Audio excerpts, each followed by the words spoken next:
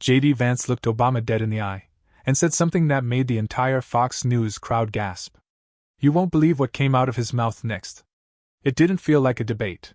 It felt like something breaking loose. The Fox News studio wasn't just packed, it was electric, the red-hatted crowd pulsing like a single organism. Blinding lights. Loud music. Camera flashes like lightning. On stage stood two figures, both towering in their own way. J.D. Vance, Vice President of the United States, sleeves rolled up, eyes cold. Across from him, Barack Obama, composed, almost distant, gripping the podium tighter than usual. Hannity welcomed the nation with a grin that didn't hide the tension in the room. This wasn't about policy anymore. It was spectacle. Combat. A final reckoning between the past and the present. And everyone watching knew it. Vance looked like a man with nothing to lose. He wasn't here to debate. He was here to punish. From the first question, the crowd was on fire. Obama's immigration legacy was the opening volley. Vance's answer wasn't policy, it was pain.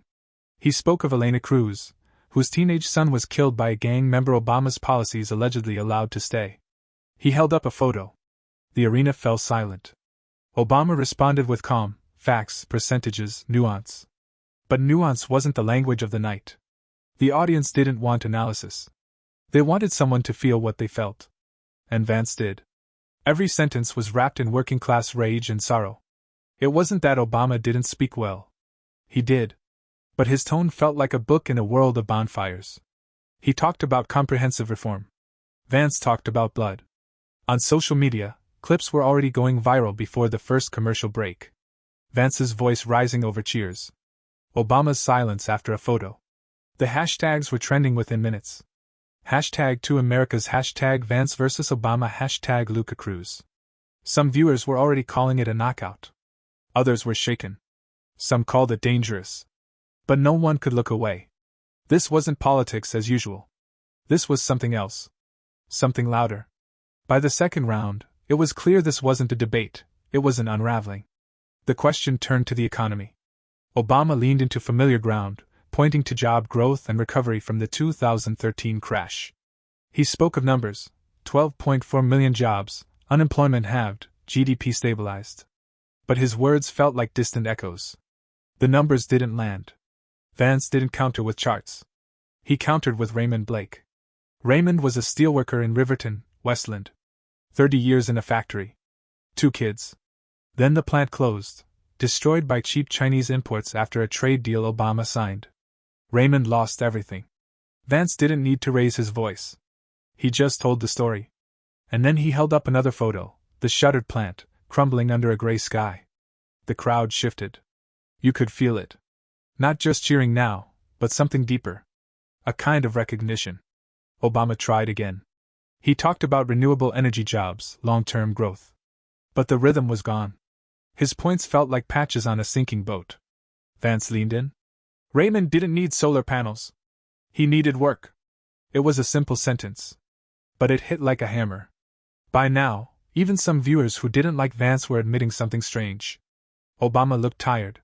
Not physically, but ideologically. He was still speaking the language of possibility, of unity, of trade-offs.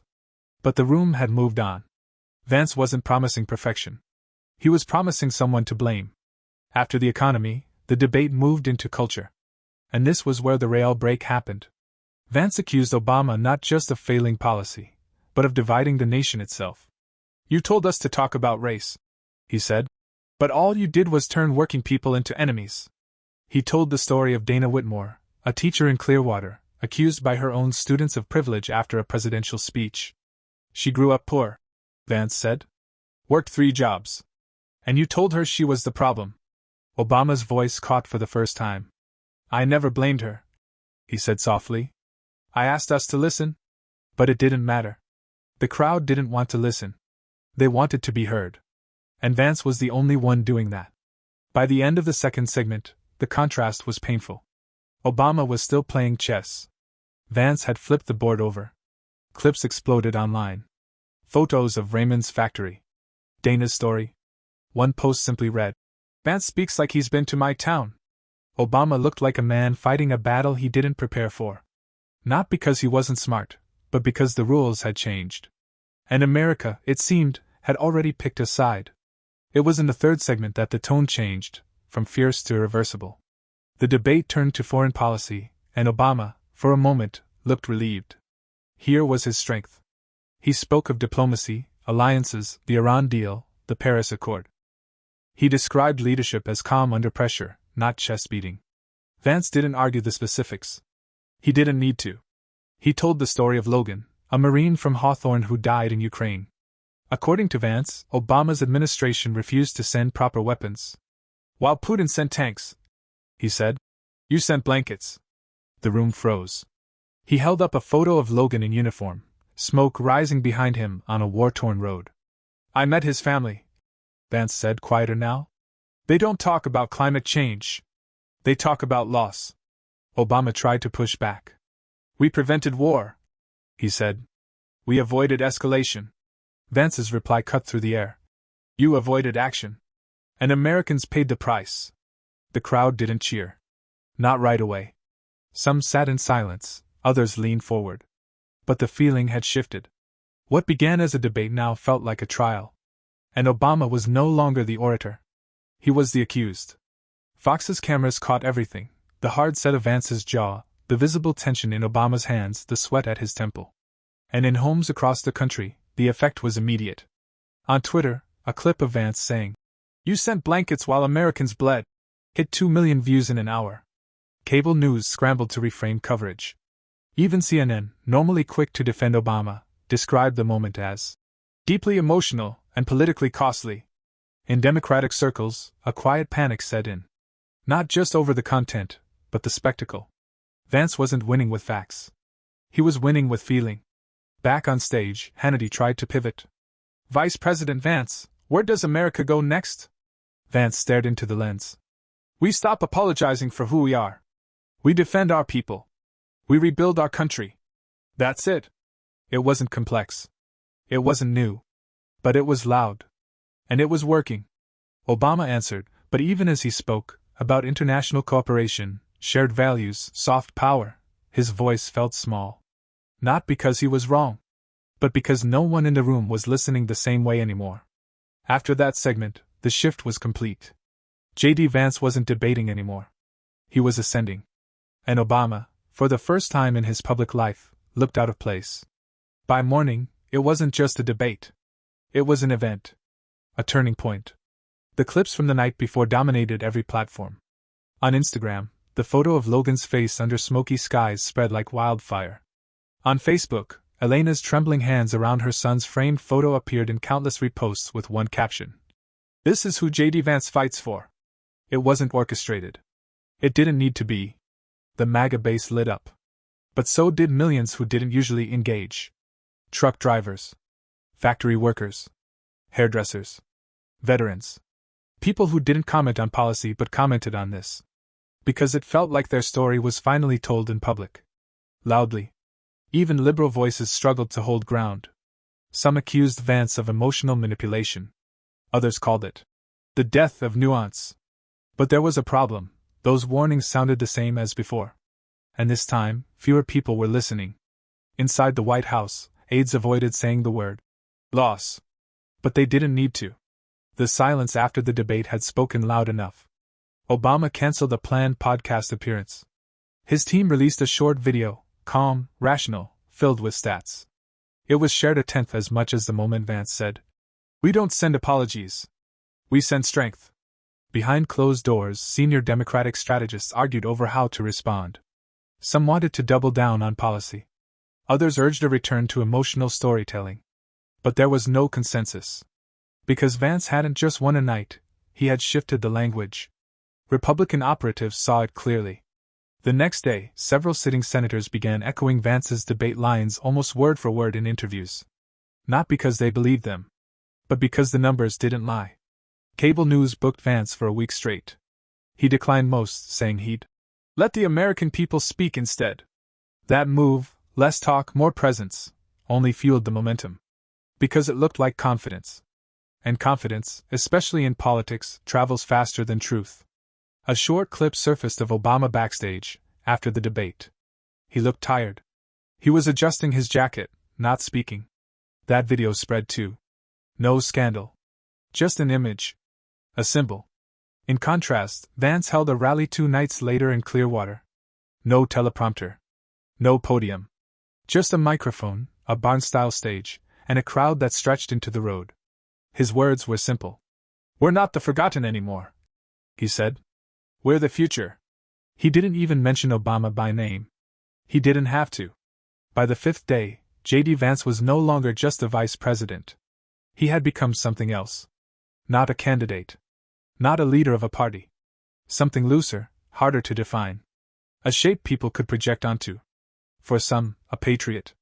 For others, a warning. But for everyone, a figure you couldn't ignore. Media outlets scrambled to catch up. Conservative commentators called the debate the spark of a movement. Liberal analysts wrote long pieces questioning how emotion had overtaken evidence. A few tried to frame Vance as dangerous, authoritarian, manipulative, unhinged. But the response was limited. Because to those outside the Beltway, the warnings sounded familiar. Too familiar. And they were tired. Inside the GOP, things shifted quickly. Donor calls increased. PACs pivoted messaging.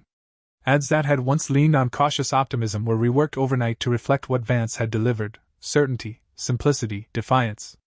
One strategist privately admitted to a reporter, "We thought Trump was the brand. Now it's Vance." Even Trump, watching from Mar-a-Lago, reportedly told aides, "That kid gets it." But behind the scenes, there was unease. Not jealousy. Not yet. But recognition. Vance had found something. A rhythm. A tone. A voice that didn't ask permission. Meanwhile, among Democrats, the fallout was spreading. Obama, once untouchable, was now being quietly questioned. Not for what he believed, but for how little his style seemed to matter anymore. Younger Democrats grew restless, some even blaming the former president for not hitting back harder. There were whispers, should someone from the new generation respond? But no one stepped up. Not yet. Because everyone knew what that would mean, walking into a furnace. The divide wasn't just red versus blue anymore. It was emotional clarity versus moral complexity. Vance had staked out the ground where feelings lived. And no one had found a map back to the other side. In a high school in New Ashton, a government teacher asked his class to write essays on the debate. Half didn't quote facts. They quoted feelings. One student wrote, "Obama explained, but Vance understood." That line was later shared by a local radio host, then picked up by a major conservative blog. Within hours, it appeared on hats and shirts sold online. Obama's team released a long-form interview days later. Calm. Presidential. Reflective. It barely cracked the top 10 trending clips. Because the country wasn't looking for a professor. It was looking for a fighter. By week 2, J.D. Vance had become more than a viral moment. He was a measuring stick. Every elected Republican was asked the same question. Do you stand with what he said? And for most, the answer came fast. Yes. Not because they'd rehearsed it. But because hesitation now looked like weakness. Even moderates, usually cautious with their words, began quoting him. Not the stories, but the cadence. The rhythm. It was a new kind of language, plain, strong, emotional. It cut through the noise. Meanwhile, within the Democratic establishment, something quieter was unfolding. A silence that was less about strategy and more about confusion. They had faced strong opponents before: Romney, McCain, Trump. But Vance was different. Less predictable. Less polished. And that made him harder to define, harder to oppose. Some Democrats began meeting privately, trying to chart a response. There was talk of bringing Obama back into the spotlight to clarify his points, maybe even reframe the debate. But the appetite wasn't there. Aides said he looked drained. Like the air had gone out of the room. In think tanks and universities, debates ignited. Not about immigration or economics, but about method. What happens when the facts no longer win? What do you do when personal stories, true or not, carry more force than policy? Professors wrote papers. Commentators launched podcasts. But none of it stopped the trend. Because while the political class dissected, the country moved. In Westland, Vance returned home to headlines calling him the voice of a new America. He didn't comment. He didn't need to. The rallies kept growing. Volunteers flooded local offices. Some wore shirts that read, "I don't need to be right.